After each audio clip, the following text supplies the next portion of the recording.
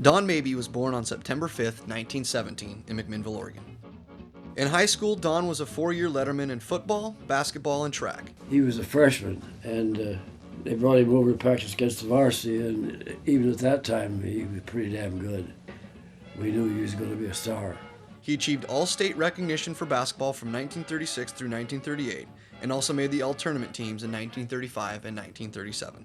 But perhaps more importantly for Don, high school is where he met his future wife, Suzanne. But this particular Friday afternoon, it was a muddy day.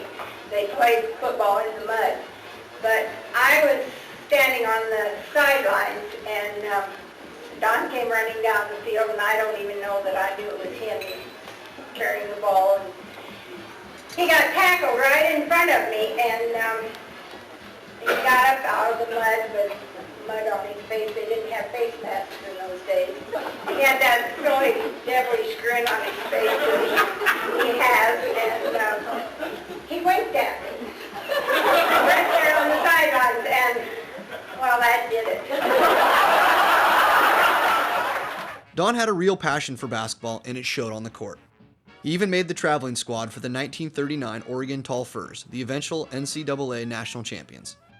But Don decided to leave the team to honor his commitment to a football scholarship at the University of Oregon, despite head basketball coach Howard Hobson's offer to make Don the team's captain. Don's versatility on the gridiron quickly became apparent after exclusively turning to football. He was a triple threat player who could run, catch, and pass the ball equally well. In his 4 seasons at Oregon, Don had many games in which he gained over 100 yards on a multitude of plays. In fact, Don was such a standout that he began receiving letters of recruitment from the NFL.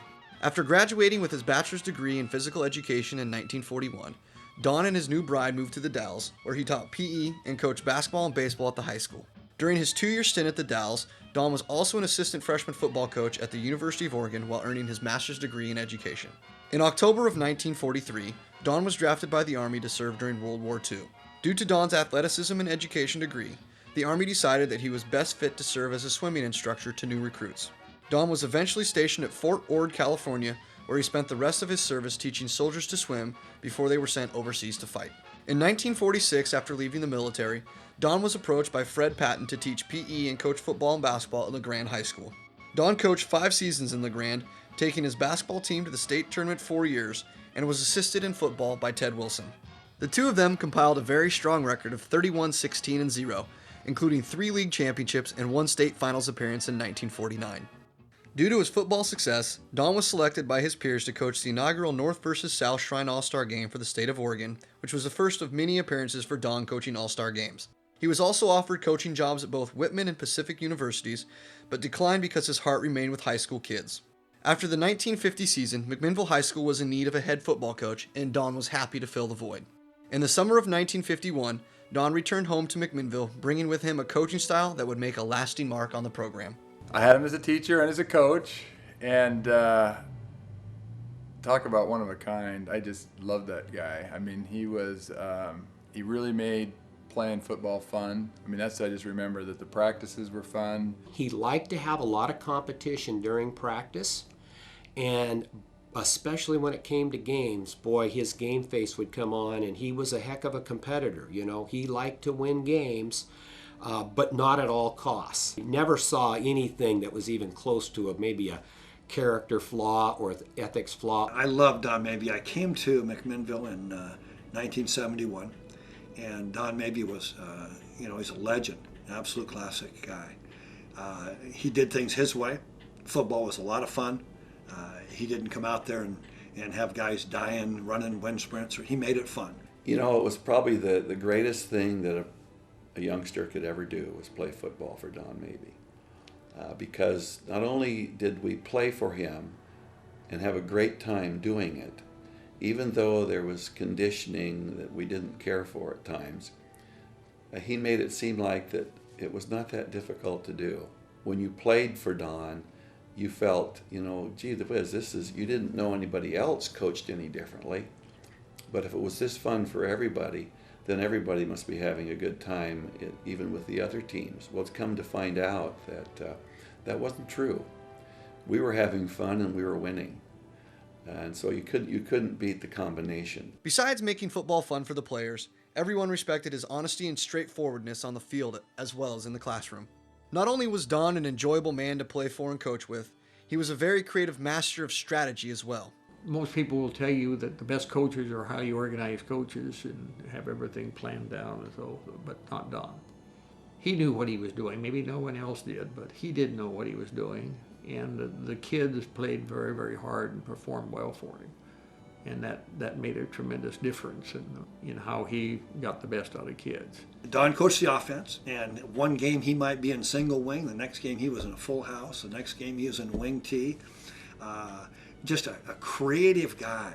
He had an offense that at that time was probably several years ahead of most coaches, and also defensively he had the same thing. Most coaches weren't at his level as far as his imagination about play calling and the offenses and things like that.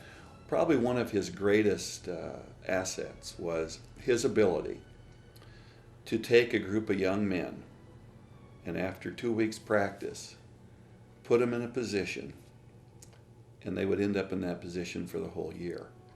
He just had a knack of seeing how you could contribute to the football team.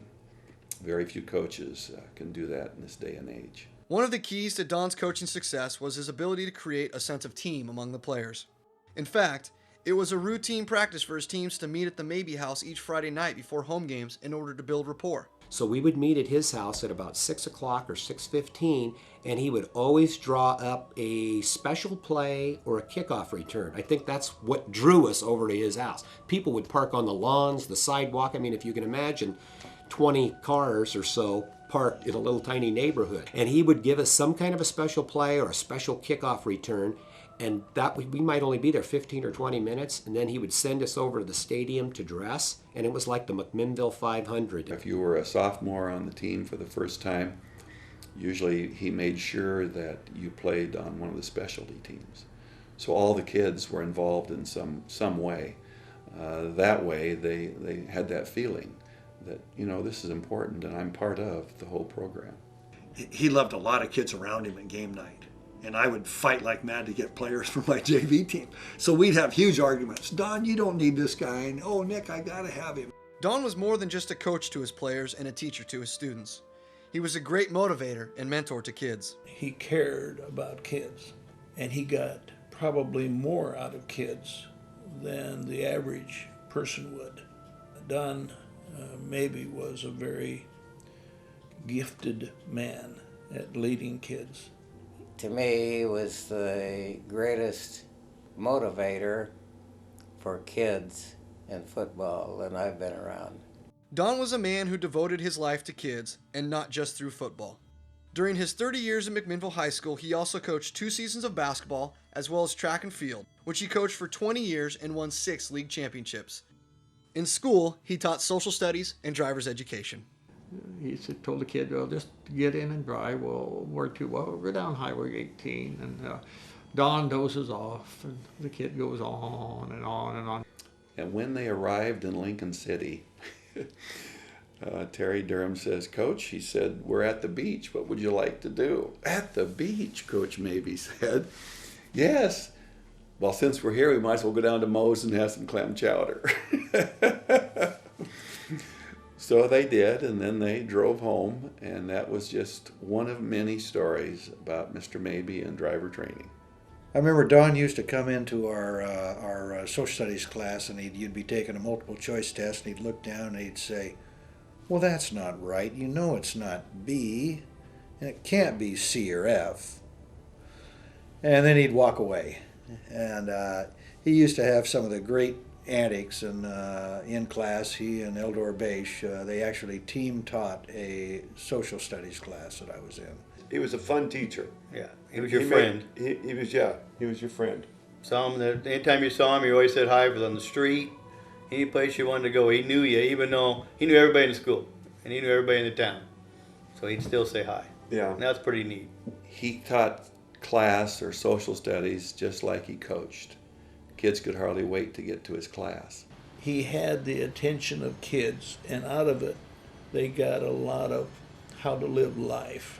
if a kid had a particular need, he would somehow weave that into the fabric of that lesson. He was just a unique individual. He didn't care what anybody said, and he was always just in a good mood, it seemed like, and he'd pull you aside and tell you a joke about something. And I just remember, whether it was his glasses broke one time and he couldn't read without his glasses. He's up there teaching with these broken glasses, and he didn't care, and it was just always fun to be around him. He was a great guy.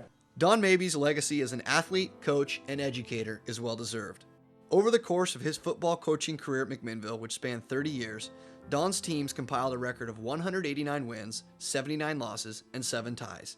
His teams captured 9 league championships and went as far as the state semifinals on one occasion.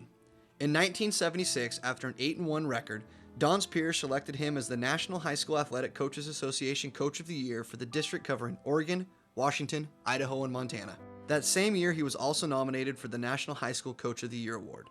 Much of Don's success and recognition as a coach stemmed from his unorthodox mixture of discipline and fun.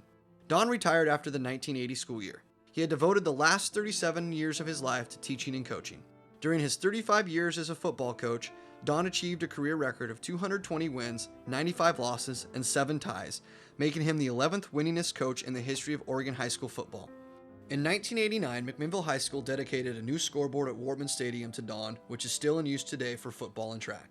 Since then, McMinnville High School has also started the Don Mabee Scholar Athlete Award, which annually recognizes a student for excellence both in football and academics. Don Mabee passed away on November 14, 1996, at the age of 79. He is survived by his wife, 3 children, 10 grandchildren, and 17 great-grandchildren. I always knew I wanted to be working with athletes and young people. There is nothing that I've ever been connected with that has given me such satisfaction as coaching has.